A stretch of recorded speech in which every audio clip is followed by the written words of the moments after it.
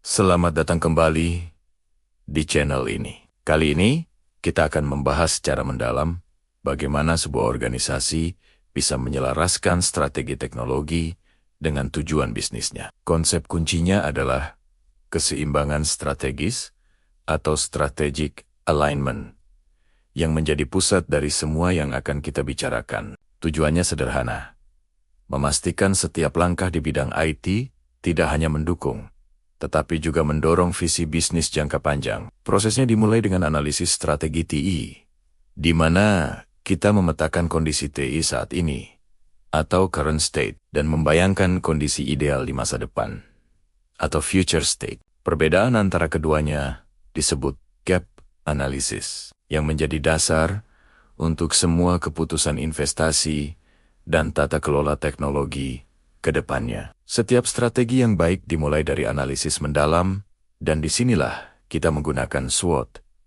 Analisis ini melihat ke dalam, seperti kekuatan tim IT atau kelemahan infrastruktur yang ada, sekaligus melihat keluar. Peluang bisa datang dari adopsi teknologi cloud baru, sementara ancaman bisa berupa regulasi data yang makin ketat atau munculnya pesaing baru yang lebih lincah. Hasil dari analisis SWOT ini membantu kita memprioritaskan inisiatif mana yang harus dijalankan untuk memaksimalkan peluang dan memitigasi risiko. Setelah strategi terbentuk, bagaimana kita tahu kalau kita sudah di jalur yang benar? Disinilah Balance Scorecard atau BSC berperan. BSC adalah alat yang menerjemahkan strategi besar menjadi target-target yang bisa diukur dalam 4 area utama. Pertama, perspektif keuangan, yaitu bagaimana TI bisa meningkatkan keuntungan atau menekan biaya. Kedua,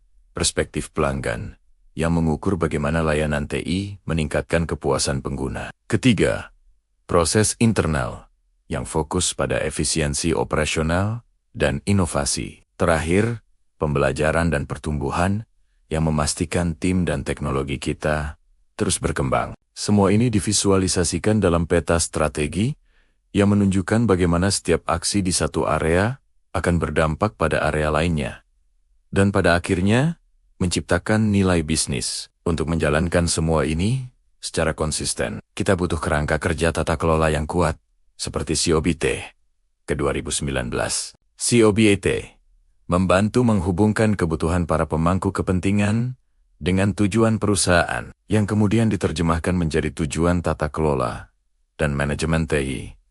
Di dalam COBT, kita mengukur seberapa baik proses TI kita berjalan menggunakan tingkat kapabilitas atau capability level. Pertanyaannya adalah, apakah level kapabilitas kita saat ini sudah cukup untuk mendukung strategi bisnis?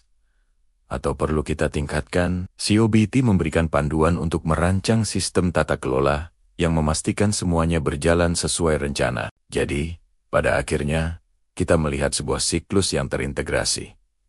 Analisis SWOT memberikan input untuk strategi. Strategi ini dipecah menjadi target terukur melalui Balance Scorecard. Lalu, implementasi dan pengelolaannya diatur oleh COBT 2019 untuk memastikan setiap proses TI berjalan pada level yang dibutuhkan. Semua ini dilakukan untuk satu tujuan utama, mencapai dan mempertahankan keseimbangan strategis antara teknologi dan bisnis.